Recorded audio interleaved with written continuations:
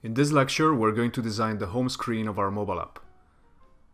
As you can see, I already created a new file and I added this little section with all the colors included in the app, so that they are easily accessible with the color picker and they can be used immediately in our design. Once you have defined the color scheme of your app or website, it's always a good practice to keep all the colors in a similar list, which is accessible all the time on your canvas. One more thing I did is to save all the primary colors in this section below the color picker. We will use these colors very often, and having them here will make our work even faster. I didn't save the secondary colors here as they will be used only once or twice in the whole app, so there's no reason to. Okay, so we're gonna start creating an artboard for our home screen. I'm gonna do this by selecting the artboard tool or letter A and selecting an iPhone 6 or 7 resolution. So we have our artboard here. We're gonna move it down below our colors. And now we can add the background image, which I saved already to my computer. And we can just drag it from Finder onto the canvas. As you can see, it's a bit too big, so we need to use the handles here at the corner of the photo and resize. Then we're gonna move it back.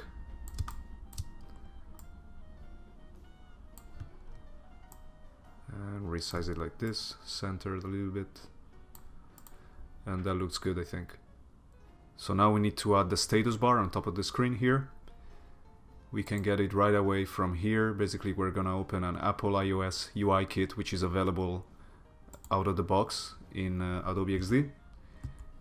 We're gonna zoom in and get one which is with white text. We're gonna select it, then copy, go back to our main screen and paste.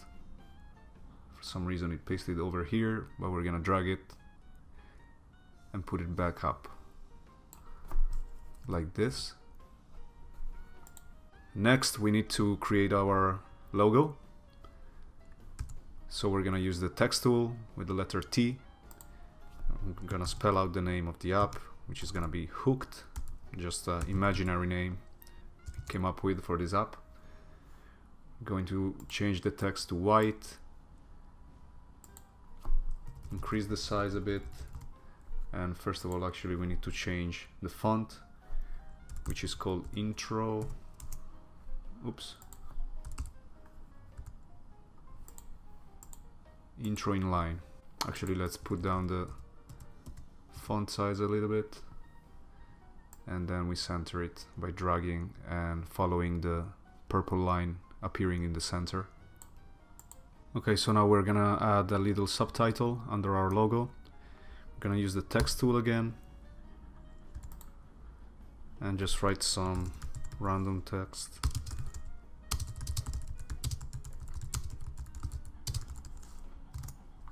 Gonna change the color to white, and this time we're gonna use a different font, which is called Lato, which is a great Google font. You can get it for free on the Google font website. I'm gonna move it here and probably lower down the font size a little bit to about 15 pixels, and we're going to center it as well. Okay, so now we can create our buttons. To do that, we're gonna use the rectangle tool or letter R. I'm gonna draw a rectangle of about 250 by 50.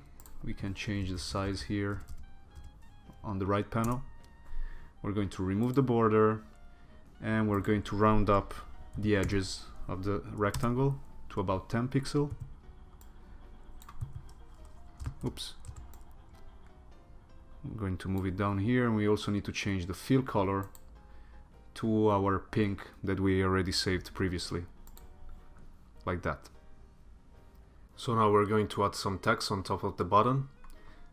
To do that, we're going to duplicate this piece of text here by holding the Alt key and dragging down. As you notice, this is behind the button, so we need to, in the layer panel, we need to move this text up. Then we're going to change the text to something like sign up now. And we're going to make it bold and probably lower down the size a little bit, and then move it at the center of the button. So now in the layers panel here on the left, we can group these two layers so that we're only gonna have one layer group for this button. We select them in the layers panel and we're gonna hit Command G, and as you can see there's a new group here which we're gonna call button 1. Actually, let's tidy up a little bit our layers panel. We're gonna rename this into button background. The text can stay the same. We're gonna move the status bar on top and the logo and the subtitle between the status bar and the button as well. The background photo can remain the same, and actually we're going to lock it by using the little lock icon right here, so that if we click on it, it's not gonna get moved around. So now we're gonna get our button here. We're gonna select it and duplicate it and drag it at the bottom, leaving about 15 pixels between this one on the top and the one at the bottom. We're going to change the text to login. We're going to center it as well, and we're going to change the color using this color here, which we're gonna get by using the color picker. There we go. Now we can select both of the buttons and drag them down a little bit towards the bottom of the screen, and probably move down a little bit the title, the logo, and the subtitle. And this is our home screen.